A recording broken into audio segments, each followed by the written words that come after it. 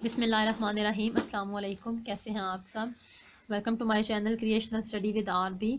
जो मेरा आज का टॉपिक है वो जापान से रिलेटेड है। हमने जापान का इंट्रोडक्शन एंड पॉपुलेशन कर ली थी और जो अगला टॉपिक है एग्रीकल्चर, मोस्ट इंपॉर्टेंट टॉपिक है और आपके पेपर में लॉन्ग सवाल जापान में से अगर आए तो एग्रीकल्चर पे आता है। सनती जिस तरह से जापान हमारा सनती मैदान में बहुत ज़्यादा तरक्की कर रहा है, उस हवाले से अगर हम देखें तो कंपेयर टू हमारी इंडस्ट्रीज़ के बावजूद भी मुल्क में ज़राअत को बहुत ज़्यादा अहमियत हासिल है और मीशत का काफ़ी दारोमदार इस पर होता है। और 40% जो यहाँ की आबादी है उसका जो दारोमदार है या गुजारा है वो खेती बाड़ी पर है।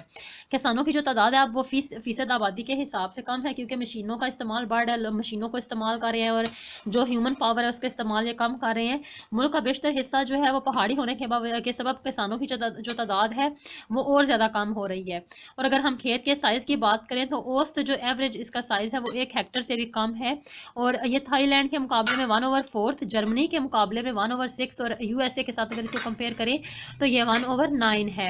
खेतों में जो काश्तकारी है वो एक्सटेंसिव टाइप ऑफ की जाती है और जापानी खेत आमतौर पर छोटे होते हैं, इसलिए इन पर मशीनों का इस्तेमाल नहीं हो सकता। अलबत्ता होक्काइडो में जहाँ खेती बाड़ी के लिए वसी रकबा मौजूद है, ट्रैक्टर वगैरह इस्तेमाल होते हैं। जापान में जो ज़ेरे काश्त रकबा है वो तकरीबन 6.06 मिलियन हेक्टर है, जो काफ़ी कम है। और इस्तेमाल अराजी के अतबार से अगर बात करें तो एक जापानी जोग्राफिया दान ने जापान की ज़मीन को 3 हिस्सों में डिवाइड किया था कि ये 3 ऐसे इलाके हैं जहाँ पे कल्टीवेशन हो सकती है। तो दीज आर सेंट्रल इलाका, सरहदी कोस्टल इलाका इनका, और होक्काइडो का जो जजीरा है बिल्कुल नॉर्थ में टॉप पे मौजूद, उसकी बात हो रही है। इसके बाद वस्ती इलाके में वस्ती, होन्शो, शिकोको और इंतहाई जो सदरन हिस्सा है वो शामिल होता है। और इसमें सिर्फ क्योशो को हम इंक्लूड नहीं करते, जजीरा नुमा क्योशो को। सरहदी इलाके में जापान के वो वसी इलाके शामिल हैं जिनकी आबादी कम है, बस्तियां बिखरी हुई हैं, डिस्पर्स टाइप ऑफ हैं और ज़्यादा रकबा जंगलात ने कवर किया हुआ है और वहाँ पे कैश क्रॉप की कल्टीवेशन बहुत ज़्यादा अहमियत रखती है। और होक्काइडो जो ऊपर नॉर्थ में मौजूद जजीरा है, इसको इन्होंने 2 हिस्सों में डिवाइड किया हुआ है, ईस्ट एंड वेस्ट में।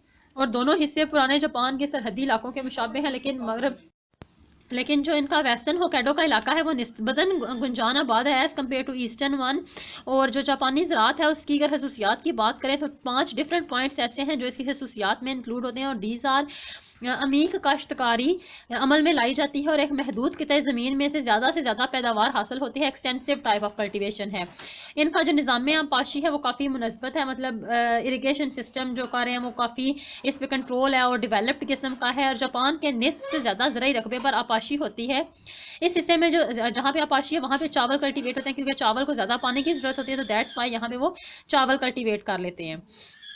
और ये रकबे के लिहाज से कुल काश्त शुदा रकबे का 52% यानी मोर देन हाफ बन रहा है, जो 6.03% हेक्टर इनका था, मिलियन हेक्टर रकबा था उसका। आगे जो थर्ड है वो है कसीर फसलकारी, यानी एक ही ज़मीन पे डबल फसलें हासिल होते हैं, यानी एक फसल हासिल करते हैं और उसको कटने के बाद ज़मीन को छोड़ नहीं देते, अगली फसल भी हासिल कर लेते हैं। फसल दर फसल भी कसीर फसल से मिलता जुलता है, बस इसमें ये होता है कि जो कसीर फसल है उसमें एक फसल कटती है तो दूसरी फसल हम लोग ग्रो करते हैं। जबकि जो फसल दर फसल है ना वो आपकी इस तरह से है कि आपको सामने डायग्राम में नज़र आ रहा होगा कि 2 डिफरेंट टाइप्स ऑफ क्रॉप्स हैं ज़मीन में। एक आपको थोड़ी हाइटेड नज़र आ रही होगी, ये वाली रो है, और दरमियान में ये छोटा कुछ पौधे इन्होंने लगाए हुए हैं।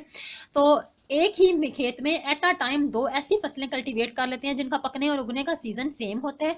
बस जमीन को ज्यादा से ज्यादा यूटिलाइज करते हुए वो लोग फसल दर फसल को इस्तेमाल कर लेते हैं। और आखिरी है अमीक ज़रहेज़ साजी। जापान में अमीक ज़रहेज़ साजी अगर एशिया के साथ कंपेयर करें तो मुकाबले में बहुत ज़्यादा अहमियत की हामिल है। और अगर इनकी मेजर क्रॉप्स की हम बात करें तो मजमूई तौर पर जापान का जो तकरीबन 40% रकबा है उस पर चावल काश्त हो रहे हैं। सवाए अगर इसको कंपेयर करें कि जितना चावल जापान काश्त कर रहा है, इसको कंपेयर करें अगर हम, तो इटली और स्पेन के बाद जापान दुनिया में चावल पैदा करने वाला सबसे बड़ा मुल्क है। और चावलों के बाद जापान की जो अगली अहम फसल है वो गंदम और जौ है। और इन दोनों फसलों को तकरीबन 23% लैंड के ऊपर कल्टीवेट करते हैं, यानी 40% पे चावल हो गया, मजीद 23% पे गंदम और गेहूं वगैरह कल्टीवेट हो जाएंगे। और ये ऐसे इलाके जहाँ पे 37 डिग्री हमारा लैटीट्यूड है उसके साउथ में है, जहाँ ये सर्दियों की फसल है और जो भी कसरत से 37 दर्जे अर्ज बल्द के जनूब में बोए जाते हैं। बहीरा इनलैंड और कांटो के इलाके में ये फसल काफ़ी कसरत से पैदाकाश्त होती है। शकरकंदी और आलू की फसलें जो कुल ज़ेर काश्त रकबा है उसके 8% पर कल्टीवेट हो रहे हैं। इसके अलावा सफ़ेद आलू एक वसी रकबे पर कल्टीवेट होते हैं। होक्काइडो जो नॉर्थ में हमारा जजीरा है یہ ہمارا جو جزیرہ ہے اس میں سفید آلو کلٹیویٹ ہوتے ہیں. اس کے علاوہ اوٹس کی بات کریں، رائی ہے، بک ویٹ یعنی سیاہ گندم جس کو کہتے ہیں، مکئی، سارگم ہے، چھوٹا باجرا، اور یہ تمام اجناس بلند سطحی علاقوں اور سرحدی علاقوں میں کلٹیویٹ ہوتے ہیں. اس کے علاوہ پھلیاں اور مٹر جاپان کے ہر جزیرے میں ہی کلٹیویٹ ہو رہے ہیں. پھلوں کا جو زیر کاشت رقبہ ہے وہ آلموسٹ 2% بنتا ہے، اور جس میں سے جو ترش پھل ہیں، ترش پھل جن میں وٹامن سی بہت زیادہ ہوتا ہے، سنگترے وغیرہ، مالٹے، سنترے، لیمو ٹائپ آف جو فروٹس ہیں ان کے، وہ کانٹوں کے جنوب میں بحیرہ ان لینڈ کے کوسٹل ایریاز میں کلٹیویٹ ہوتے ہیں. دوسرے کئی پھل بھی جاپان میں پیدا ہوتے ہیں، اور اکیٹا اور شمالی ہونشو میں اوموریکن میں علاقے کا نام ہے، وہاں پہ سیبوں کے باغ بہت مشہور ہیں. اس کے علاوہ جاپان میں تیل نکالنے کے بیج، سنتی اور ریشہ دار فصلیں بھی کلٹیویٹ ہوتی ہیں. اس کے علاوہ شہتوت کے درختوں پر ریشم کے کیڑے بھی پالے جاتے ہیں، اور جاپانی کسانوں کے لیے یہ ایک اضافی آمدنی ہے. مطلب وہ اپنے کھیتوں کے کنارے درخت لگا لیتے ہیں شہتوت کے، اور ان کے اوپر شیشم کے پال کے، تو ایکسٹرا منی اپنی حاصل کر لیتے ہیں. اور چائے کی کاشت شیزوکا کین علاقے کا نام ہے، وہاں پہ ہوتی ہے، اور چائے کی کاشت خاص طور پر بلند علاقوں کی ڈھلانوں پر ہوتی ہے. اس کے علاوہ صنعت جو مویشی پروری کی ہے وہ جاپان میں اتنی اہمیت نہیں رکھتی، کیونکہ زرعی پیداوار کے لیے زمین بہت کم ہے، تو وہ جانوروں کو پال کے تو مزید اپنے لیے وہ کام نہیں بڑھا رہے. سامنے جو آپ کو میپ نظر آ رہا ہوگا، اس کے اوپر آپ کو 4 ڈفرنٹ کلر نظر آ رہے ہیں. جو ڈارک گرین کلر ہے یہ فارسٹ کے لیے ہے، اور سم پاسچر کہتے ہیں چراگاہوں کو، ان کے لیے ہے. ڈارک گرین آپ کو سب سے زیادہ یہی کلر نظر آ رہا ہوگا. اس کے بعد ریڈ کلر رائس کے لیے ہے، اور ایسے علاقے جہاں پہ سنگل کراپ ہوتی ہے اس کے بعد اس کراپ کو اتار کے کٹنگ کر کے تو مزید زمین کو خالی چھوڑ دیتے ہیں.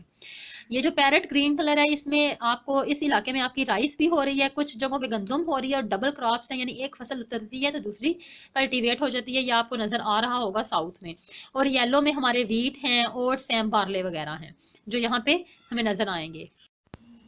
اس کے علاوہ اگر اس میپ کی میں بات کروں تو لینڈ یوٹیلائزیشن، جسے میں پہلے بھی بتاتی رہی ہوں کہ 40% پہ چاول کلٹیویٹ ہو رہا ہے، 23% پہ آپ کا ہو رہا ہے ویٹ وغیرہ، جو وغیرہ کلٹیویٹ ہو رہے ہیں.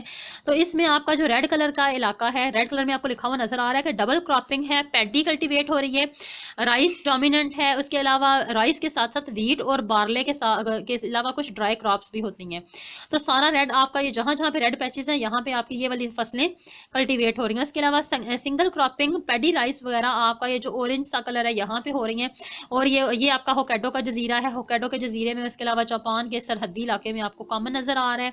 سنگل کراپنگ آپ کا یہ ٹرمیرک سا کلر ہے، یہاں پہ چیفلی یعنی جو مین ہے وہ ویٹ ہے، بارلے اینڈ اوٹس ہیں. اور آپ کو نظر آ رہا ہوگا یہاں پہ یہ جہاں پہ آپ کا وائٹ بال نظر آ رہا ہے اسکرین پہ، ان علاقوں میں ہو رہا ہے. اور اس کے علاوہ جو آپ کا یہ گرین کا شیڈ ہے یہ فارسٹ ڈومیننٹ ہے with pastures and water waste land, کہ یہاں پہ یا تو جنگل ہیں یا آپ کے پاسچر یعنی چراگاہیں ہیں، یا زمین آپ کی ایسے ہی فالتو پڑی ہوئی ہے.